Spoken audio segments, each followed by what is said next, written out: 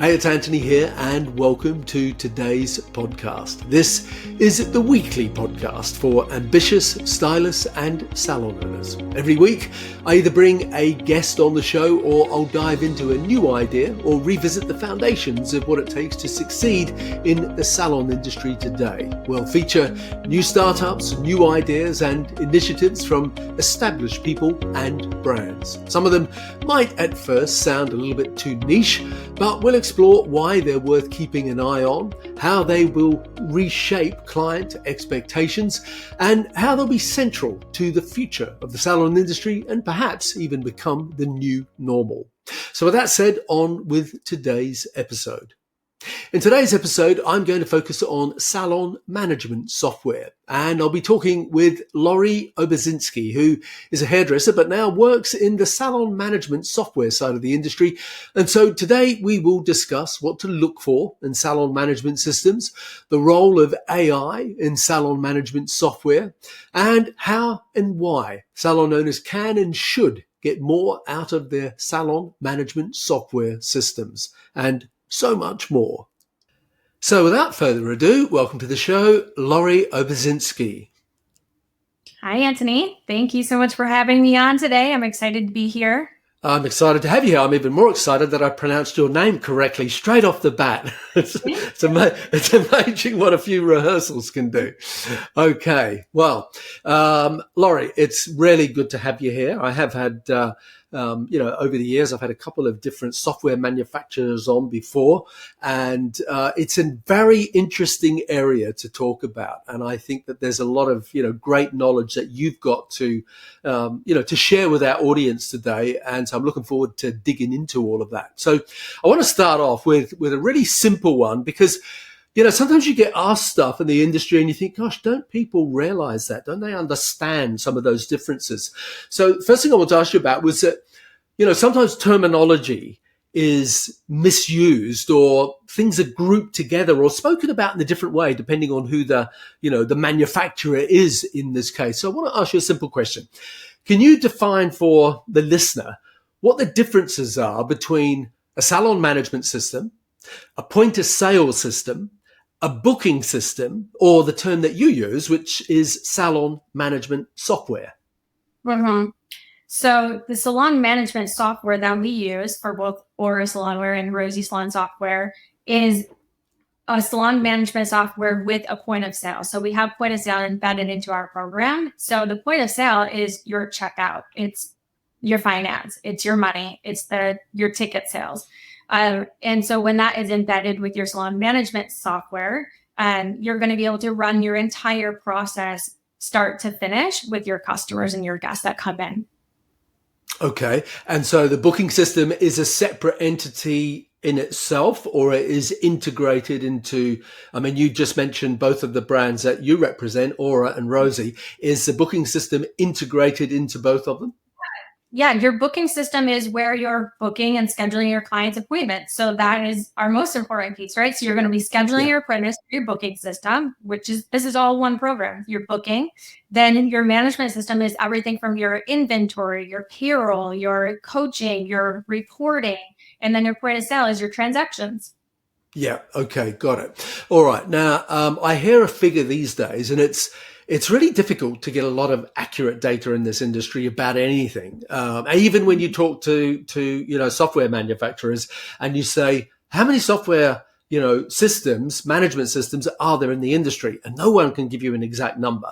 But I keep hearing a figure these days that it's probably about 200. Does that sound about right to you? Because it is a very competitive space and it's growing rapidly. So it's 200 different systems. Does that sound like it would be in the ballpark? 200 is pretty high. But if you just do a Google search for salon software, right, your first page is going to give you what's out there and probably what is most relevant. And there's a lot of software that is out there that is not specific to a salon industry. There's some that can work for your salon business, but it is not designed specifically for the salon business. Yeah. Okay. What percentage of salons out there? Again, this is one of those things. It's difficult to get an accurate number, but what would you say Mhm. the percentage of salons are that are not computerized, that are still running a paper appointment book, and in many cases, they're sort of sticking the cash in a drawer, and checks and whatever. It just sort of seems like they're living in another period of time, like the 80s or 70s or something when I first started in the industry. Any idea Yeah. what that number would be? That number is also a little tricky to find unless all of our software companies come together and figure out how many customers we all have together. But the last time we did some research on this, we did determine that it was around 40% of businesses that are still using paper and pen for scheduling and booking appointments. Wow. Okay. So yeah, Mhm. 40%. Right. Okay. Yeah. That's higher than I thought it would be. Okay. Now, as a coach in the industry, I will often have salon owners asking me about salon software systems and what should they get, what should they look for, what system is the best, or what system should I get. My answer is always the same, where I say to them, it depends on what the functions are that you need it to do and that you will actually use, because a lot of people get a lot of functions that they never actually end up using. So that's important. The other thing I say is, and it depends on your budget, because like everything else, it varies. And it also depends on the training and support that you get, because different companies are able to offer more training or support than others, and especially if it's someone who's coming from not being computerized to now embracing more technology in their salon, they need that that hand holding, they need that support. So that's often a really good thing. So let me ask you this question. If I was a salon owner and I was looking for salon software and I was talking to you, and let's just imagine you had nothing to do with the industry, how would you answer that question? What should I look for in a salon management software system? First, I would want to know who's using the software, right? Because sometimes the owner who's purchasing is not the person using the program. Mm, Sometimes it's the manager, the receptionist, the service provider. So knowing and understanding who's using the program, and then also how technological savvy are they, right? Are they pretty savvy? Are they going to be able to understand? Do they learn quickly? Because there are programs that are very in depth and that are, could be very hard to learn for certain people. You need something that's very easy, very robust, and then also knowing what you're using it for, sort of what you mentioned, right? Are you using reporting for coaching your team? Are you using payroll reports to run payroll? Are you placing your orders through to your distributors? Are you coaching? So all those things. If you only need to book appointments and you're not using anything else, and you're a cash holding business and you don't need a point of sale, mm, you want to maybe look for a program that definitely fits those needs. mm, And then mm. also make sure that you narrow it down to 2 or 3 that you're considering, and make sure you get demos and make sure you ask a lot of questions. Make sure that it's going to be able to solve problems for you. So, identifying what are some of the challenges that maybe you have in your business and how is this going to help solve those challenges. Yeah. Okay. Now, regardless of how many systems there are out there, somewhere Mm. above 100 and maybe below 200, there's a lot out there. As I said, you represent both Rosie and Aura. So this Mhm. would be a good example of answering this question.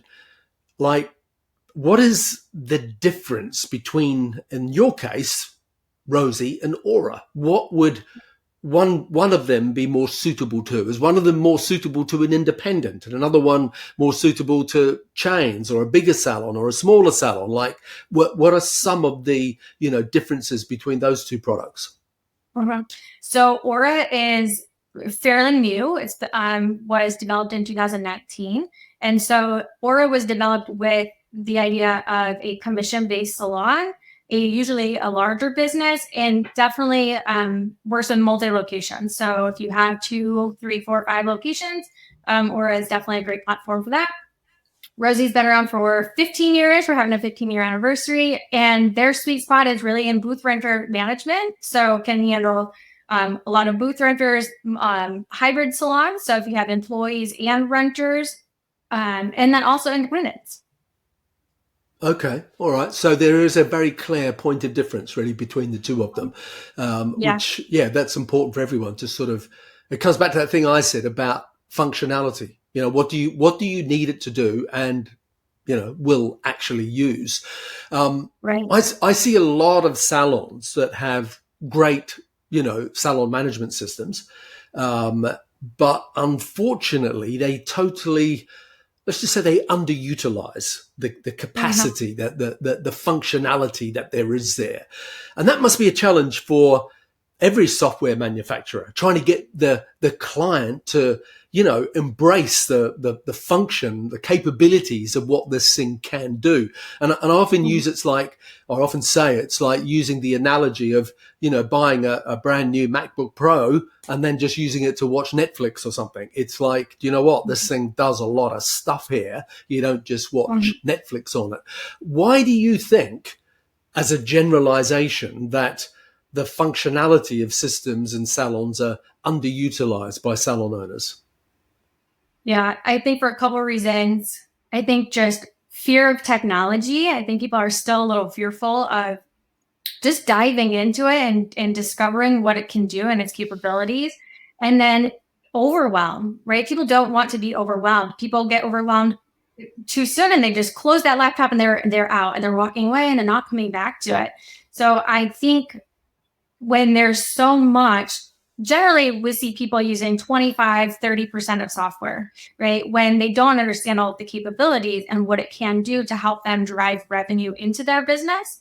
And so yes, us software providers, we want them to use all of these pieces. We want to see them, profit from the different tools and features that are within the software.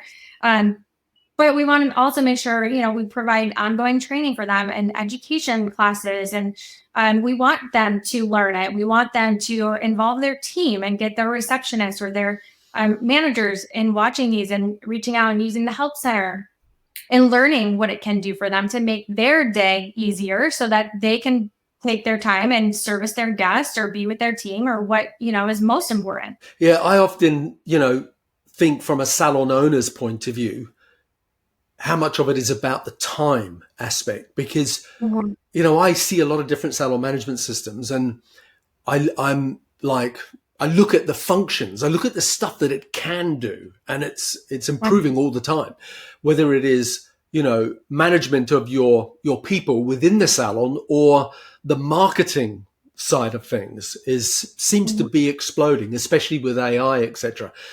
And so it could literally become like a full-time job, can't it? Like utilizing what the capacity of what a really good point of sale system, salon management software, you know, uh, what it can actually do, because it can do so much in terms of marketing, in terms of the financials, in terms of the people management and the productivity management of your team. Um, what are some things that you would sort of, I know you've really just touched on that then when you talked about getting their managers and their receptionists, etc., involved in it. But what are some bits of advice you'd give to someone around that?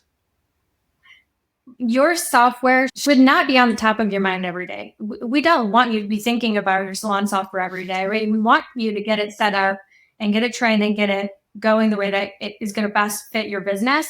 It should really be your best invisible employee, Mm. meaning that it should keep all of your clients' secrets stored tight for you so that you know what to talk about the next time they come in. It's going to store all of your clients' formulas so you remember what those formulas are the next time that they come in. It's going to help you do all of the math for your payroll without the calculators. It's going to help prevent you from running out of products when you need to sell a product to your client. It's going to help you communicate with your customers so that you don't have somebody just stuck on the phone all the time. So that's what I mean by it should really be your best employee. It should be your best receptionist. It should be your best manager, but it's not something that you want to be thinking about all day long when you're servicing your clients and you're making people look and feel great.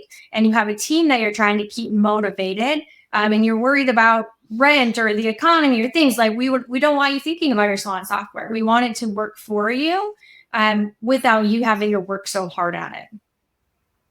Yeah, it's a balance, isn't it? Before we jumped on this call, I was, thinking about the questions I was going to ask you, and I was thinking about the view of the world that salon management system manufacturers must have, because like anything, your product is constantly evolving. So it's constantly getting better. As we said, very competitive industry. It has to get better. So you keep adding on more functions. So the challenges for you, and it's a challenge for the industry as well, is how do you continually add more functions in as tech evolves and improves and consumer demands change, and how do you do all that, keep adding more to it, but at the same time make it easier to use, simpler to use, so that it doesn't, it doesn't require a computer genius to be able to utilize it? Because I know you told me you are originally a hairdresser, and that gives you a really good insight into how people have got time or not to use these things when they're checking out that client at the front desk. Yes, you might be able to do this, this, and this with it, but you're checking someone out, the phone's ringing, someone else is trying to get in, your next client's sat over there looking at a watch. Do you know what I mean? It's like, I look at the problem of, there's all this capacity, there's all this stuff it could do, but you've got to put the time aside to make it do it. Yeah, I think it's a matter of listening to our customers, and the business is changing. And so when business changes, we have to change, and we have to be able to provide those tools and simplicity that they're looking for. Because if we put something really great out there, but nobody can use it because it just takes too much time, or they just don't know how to learn it, or it's too complicated, what's the point? Right? So we want to make sure that we are listening to the industry and listening to the things that are changing in business, and then taking that back to our programs and saying, how can we make this simpler? Or how can we solve a problem for them? Or this is something consistent that keeps coming up. How do we, resolve this for them? And then show them how to use it and teach them how to set it up and make sure that it's beneficial for our customers. Yeah. Before we started recording, we were having a little bit of a conversation, and you were talking about sometimes hairdressers get obsessed with the cost of salon management software. And I stopped you talking about it because I said, you know what you're talking about now would be really good when we're recording. So over to you to talk about that, because I thought the little bit that you started off saying, I thought, wow, that is so important to get across to salon owners. I think it's a perspective challenge, right? There is a cost to running a business, and we know that the average profit of a salon business is around 8%, but could also be as low as 2 to 5%. So the cost of running a business is very top of mind to salon owners. And when they look at different tools and things that they're using in their salon, they look at it as an expense. Your towels are an expense. Your employees are an expense. Your product is an expense. Your salon software is an expense. But if we can turn that perspective into saying, well, how is it not an expense, but how is it an investment for the business? And how do we make sure that we utilize more than 25% of it? How do we make sure we utilize all of the tools and the features that are available to get the return on that investment? And beyond that, how do we grow revenue, which is what's driving more of our profit? In a successful salon, we want to make sure that we are growing revenue, decreasing cost. But if we can, if your salon software is, just throwing out a number, average, maybe it's $150 a month, right? How do we make sure that we minimally break even from that, but grow more? How are we using the tools to make sure we're driving revenue in? Because we wanted to save time for the business. We want you to streamline things, but we also we are designing these features within the software to make sure that it's helping you drive more revenue.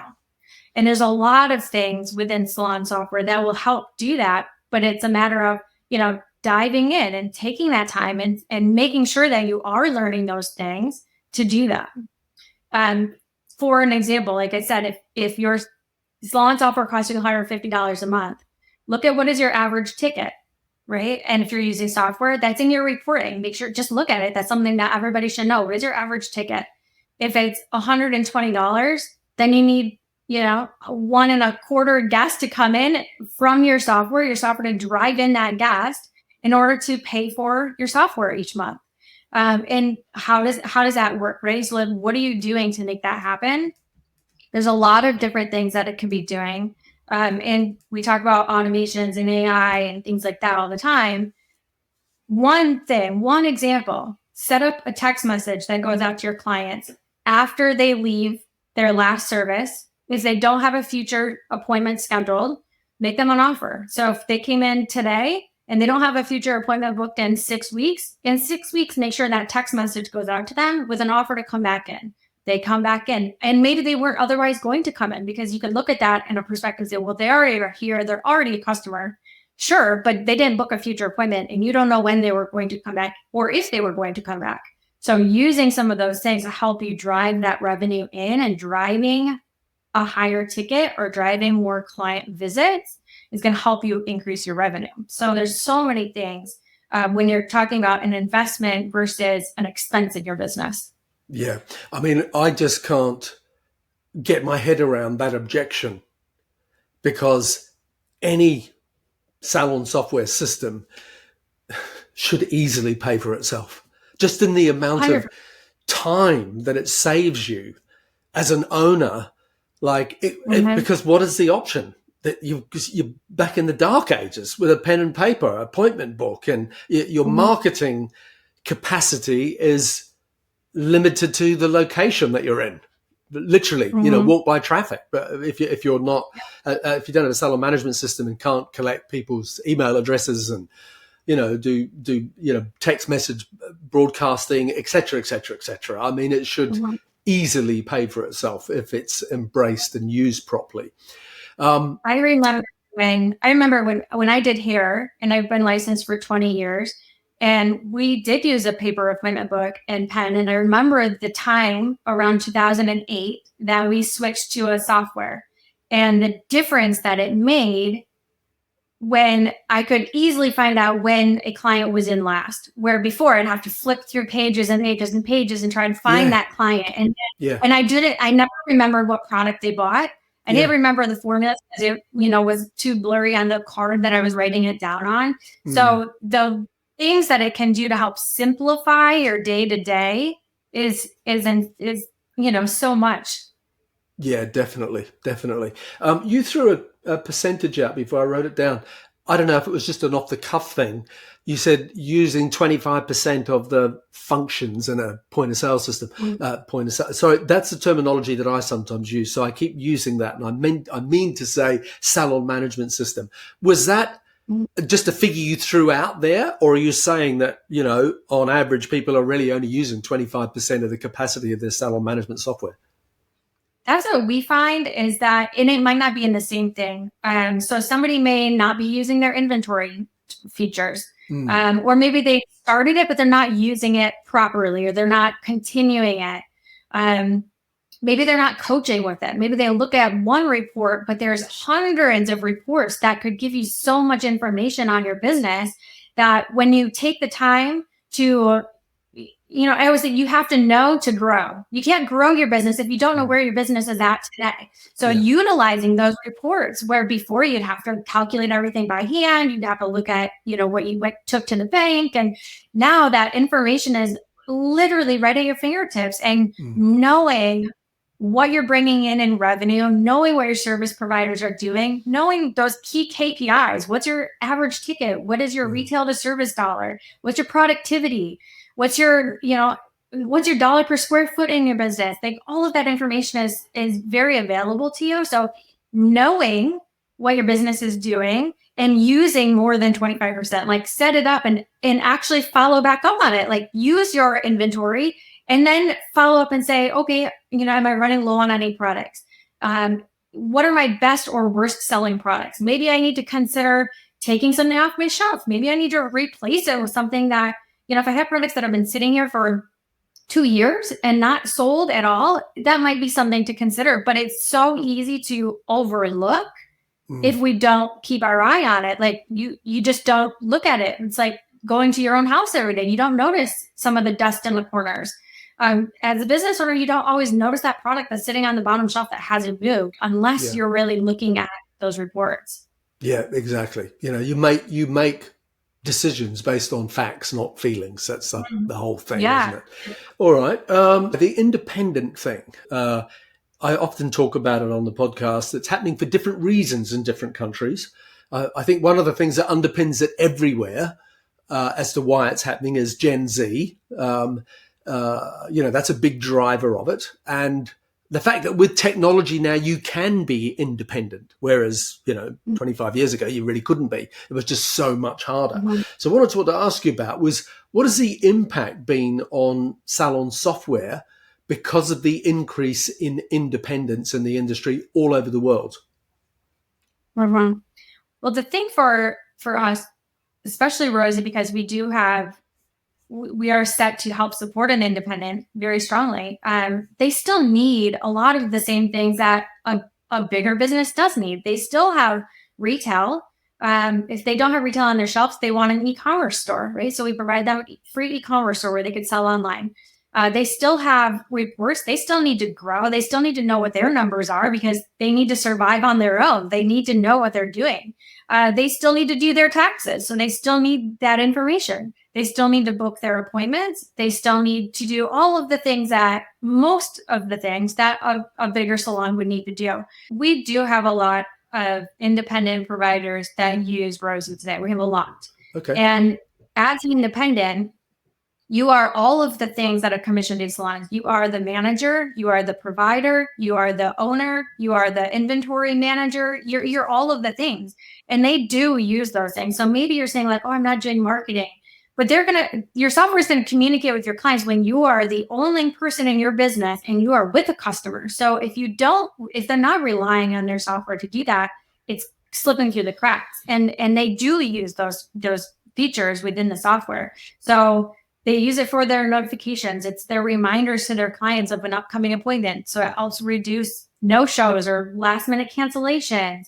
They're using it for itineraries. So after I book, online booking, huge. 40% of, this is something we did a study on, 40% of customers will book outside of your business hours. And if you're an independent, you're not open the full hours that a full commission-based salon is. So who's booking those appointments? A lot of times online booking, your customers are booking their own appointments. If you're not utilizing online booking, you're missing out on a lot of revenue that could potentially be coming in. And as an independent, they need that revenue. They are the only sole provider. So they need to make sure that their books stay filled. Yeah, okay. I totally agree with all that. Artificial intelligence, you dropped the phrase and I wanted to talk about that. Mm-hmm. And over the last 18 months, it's gone absolutely mad. And I, follow a lot of stuff on AI. I just can't believe how quick AI is evolving. It's like, what you read a month ago is completely out of date today already. It's just changing so fast. And I think a lot of people are not aware of just how fast it is changing. What I wanted to ask you about is how are you integrating, because I know you are, AI into your salon software? Mm-hmm. We hear the phrase or the words AI all the time. I think some of our in the salon or business owners, they don't necessarily know or understand like where it's being placed or how to use it or what to do with it. And so in salon software, in our situation, we use it a lot around reputation. So building the reputation of your business and getting reviews from your customers and utilizing it for your social media. And you can use it in so many different ways. Like one, for example, if you were posting on Facebook and you don't really know what to say, but you're having a promotion for blonding specials for the spring, you can literally just type blonding special spring salon and let it generate, and it will come up with some captions for you. So when you're having, you had a long day, serviced all your guests, you're emotionally drained, you don't know what to do, but you have pictures you need to post for the day. Like, what do I put? And you can use the AI generator, right? So you can say, this is what I did for the day, or this is my promotion for tomorrow, last minute opening, and it will help you generate that, which is always editable. So you can customize that if you didn't like exactly what it said, but it helped generate the idea for you. Another one is around the reputation of your business. So we have a reputation management program. And so that will help you understand what your customers are saying. If you are that commission-based salon, you have a lot of employees, it's really important to keep the pulse of your reputation, because that's where people are going to find out about, new customers are going to find out about your business. They're reading your reviews. And so you want to source those reviews, and you want to hear what and see what people are saying, and you want to respond to them. And if you are a salon owner, everybody's had at least one bad review in their life. Like, it's out there on Google, right? How do you respond to that without the emotion and the heat that you're feeling of like, why did you say that about our business? Yeah. You can use the AI generator to say, write a response to this. And then it's professional. It's without the emotion behind it. But it's so important to respond. Like, the new customer doesn't see that. You want to use that. But AI can help you generate those things when you either just don't have it emotionally, or you need it to sound a certain tone. You want to take that, heat off of your voice a little bit, and it can be a really great assistance for you. Yeah, I'm sort of caught in the middle sometimes with this. I was doing something the other day. I was just trying to think what it was, making an appointment, and it was obviously an AI that I was doing this through. And yes, it was really efficient, but I it's like, I was talking to a guy on the podcast, probably best part of a year ago now, Sam Bricato. I don't know if you know Sam. He's got a salon in Manhattan, and we were talking about doing away with the front desk, and how many salons are doing away with the front desk, and how, technology is sort of impacting on the client journey, the client experience, yada, yada. And yes, I know that you can sort of, like, the receptionist has pretty much been done away with. I mean, they still exist big time in a lot of salons, but they can be done away with. Because of the technology that is now available. Clients really don't need them from that transaction point of view of making appointments, booking appointments, and even taking payment. It can all be fully automated. I totally get that. But it was interesting what Sam was saying. He was saying, as a salon owner, he's saying, I don't want there to be less engagement with a human. I want there to be more engagement with a human. And not to delete that, because that's what people are missing more and more in their lives. They're missing more and more of that human interaction. And so, I know we touched on this before we were recording, and I was saying, if you've got Mary, the receptionist, who's been with you for 10 years, Mary's great. Everyone knows Mary. Everyone loves Mary. Mary remembers everybody. Mary's this life and soul of the salon, and she's got this great personality and remembers, who's divorced and who's married and what your kids are doing and yada, yada, yada. You just can't replace that stuff. And I think in the world that we're living in, I think that if anything, that's becoming more valuable, not less valuable. So I just wonder how all that fits into the picture. What are your thoughts about that? When you bring up removing the front desk, people are so passionate about this topic. People either love it or they hate it. It's like 50-50. We do support a lot of salons that have removed their front desk, but removing the front desk doesn't mean removing the people necessarily, right? You can repurpose these people for different positions, because yes, there is that person that always remembers. They know everything. People love her. They bring her Christmas gifts or whatever. And that's great. We want those people, because your clients feel great when they see that person.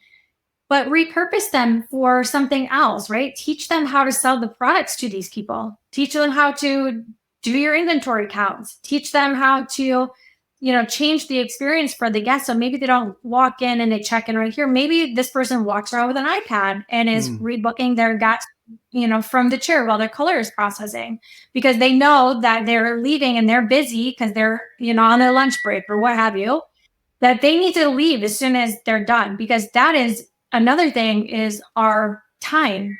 Our time is valued so much that as soon as our hair is done, we want to get out. We don't want to spend, because I'm a customer somewhere too. I don't want to spend a lot of time at the front desk when I'm done with my service. I'm ready to go. And so using that receptionist, if you chose to remove your front desk, general position, to enhance the customer experience, still making it personable and still giving that warm welcome. Maybe they're greeting them at the door, hanging their jacket, giving them a beverage if you offer it, showing them what's new, what new products you brought in, whatever it happens to be. Teach them to do sales for you, generate more business for you.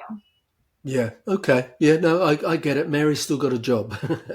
Mary still has a job. Yeah, Mary doesn't have she can definitely stay, and she can still answer the phone. She can do those things. Maybe it's not at a physical front desk, because that is reality of a lot of people literally moving their front desk and they put a station there. It's not a revenue generating station instead of a phone station or a computer station. And they have their computers in the back room instead of up front. And they literally have iPads, that float around the salon, and people are able to use that instead of having the desk.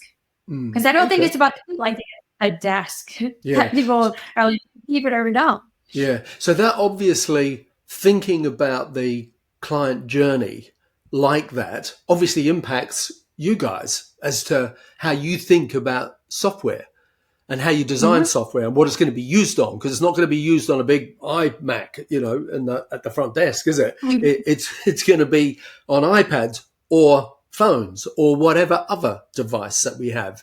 So how do you?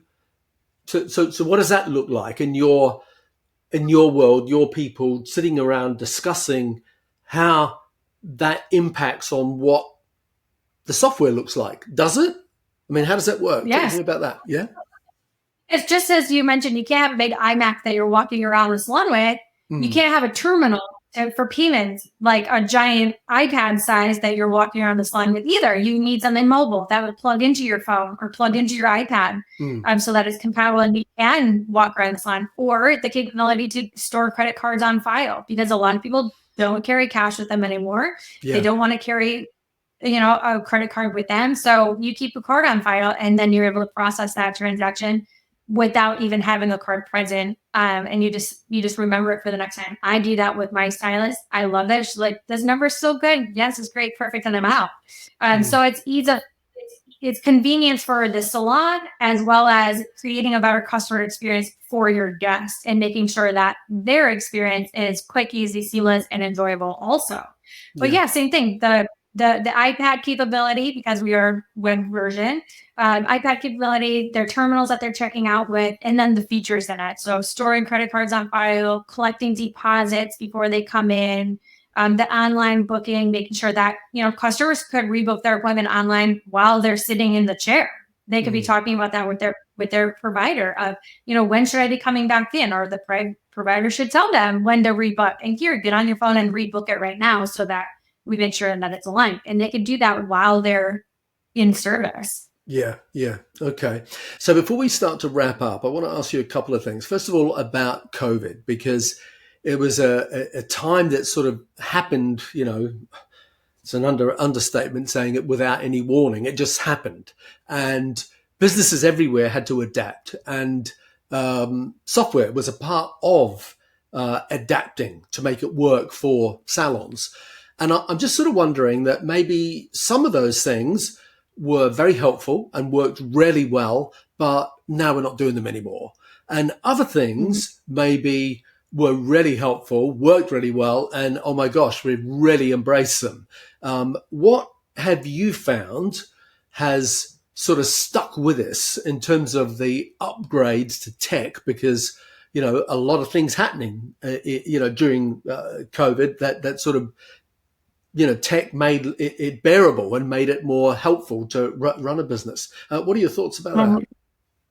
There's a few things that come to mind that are still very helpful for businesses today. And one of them was text message check-ins, because when you think about that time, people weren't letting everybody walk into their salon. They actually were locking their doors so that people didn't just come walking in, and they were taking, their appointments only.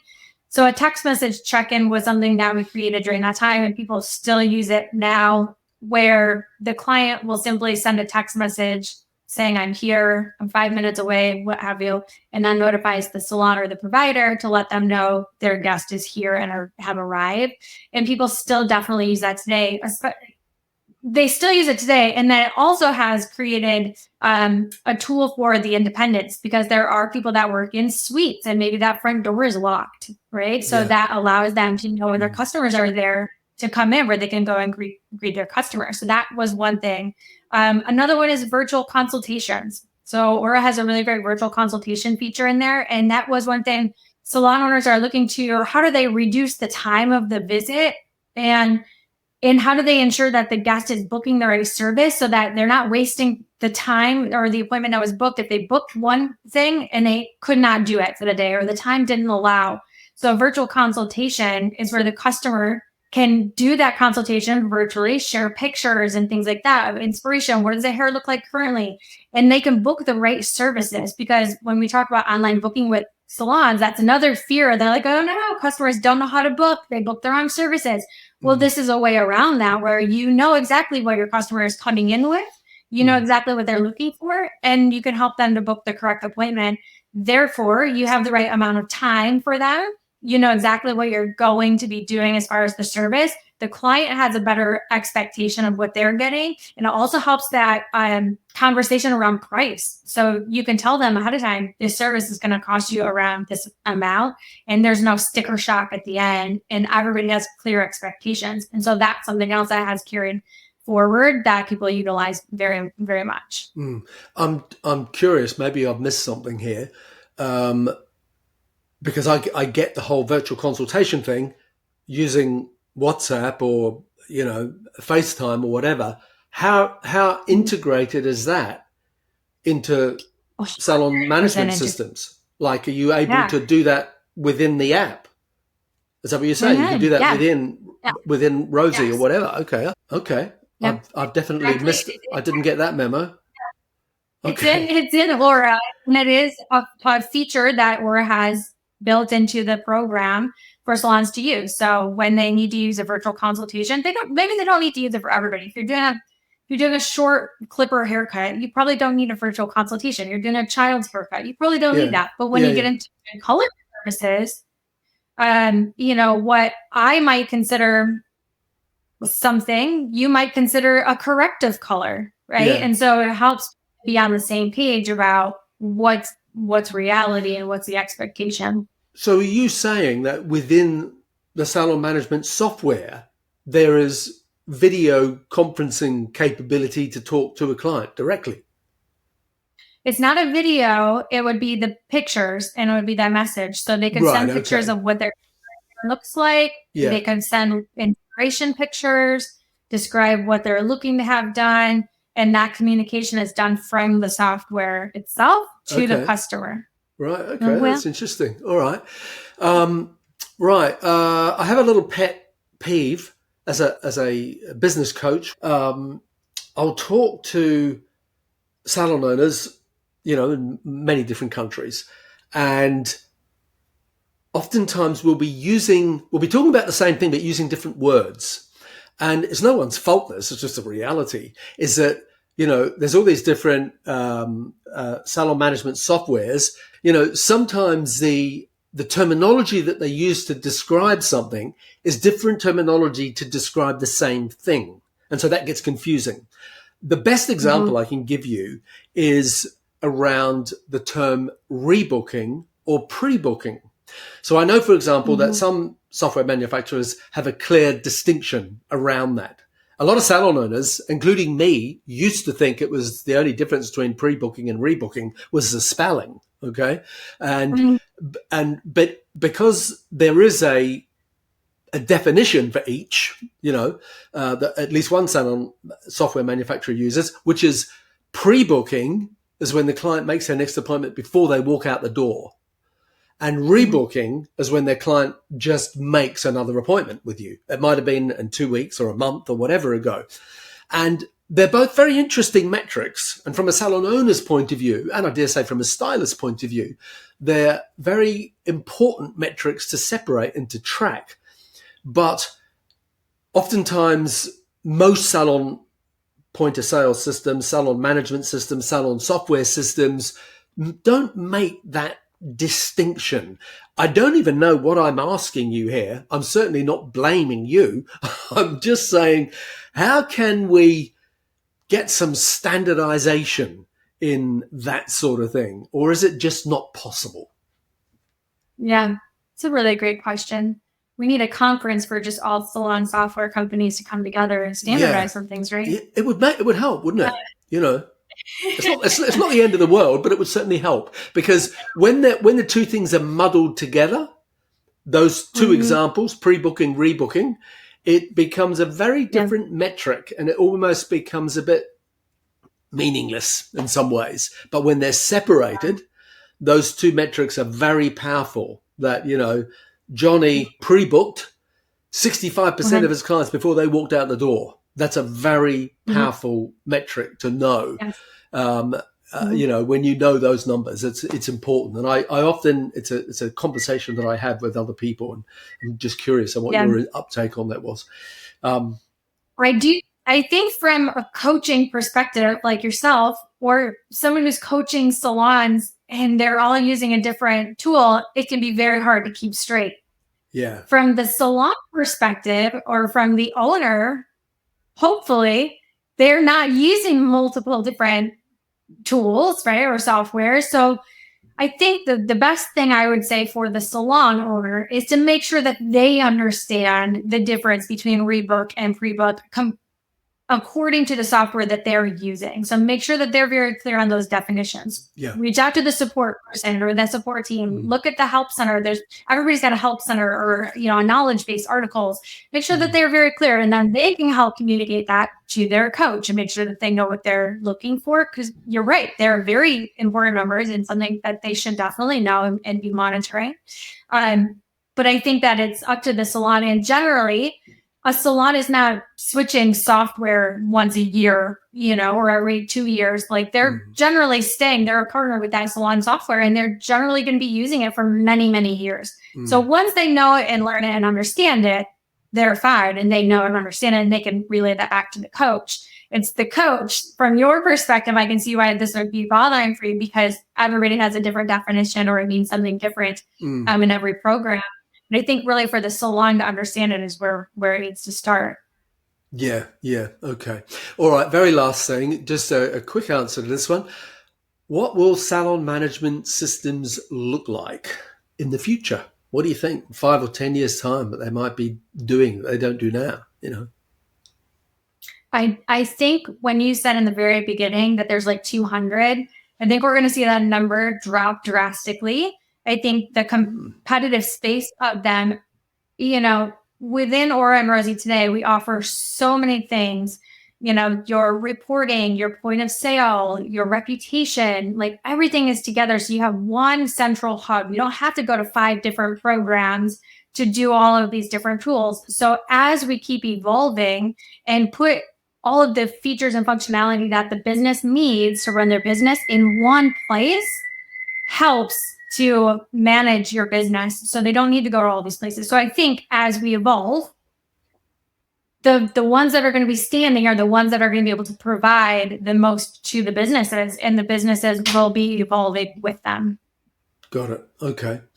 Right. So, look, we need to wrap up. It's been a really fascinating conversation. Thank you for all your, wisdom and input there.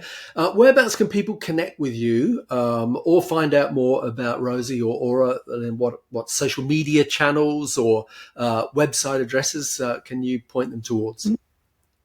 Yeah, very easy. So the website for both of them is getrosie.com, or Aura is aurasalonwear.com. And then same names for social media. So you can look on Instagram or Facebook, and it's Aura Salonwear or Rosie Salon Software. You can find us there. Okay. All right. Well, listen, I'll put those links on our website and in the show notes for today's podcast. So if you're listening to this podcast with Lori from Rosie and Aura Salon Software and have enjoyed it, then do me a favor, share it with people that you know who would also enjoy it. And don't forget to subscribe and leave us a rating and review on the Apple Podcast app. So to wrap up, Lori, thank you for being on this week's episode of the Grow My Salon Business podcast. Thank you, Anthony.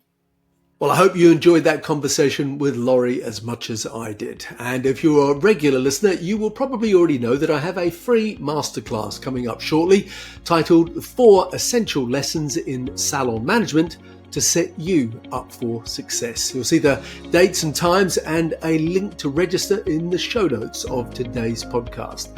And if you'd like to download a free salon management checklist, then visit growmysalonbusiness.com/management-checklist. And I'll also put that link in the show notes below wherever you're listening to this. So to wrap up, thank you for listening to this week's episode of the Grow My Salon Business podcast. Until next week, be safe and take care of yourself.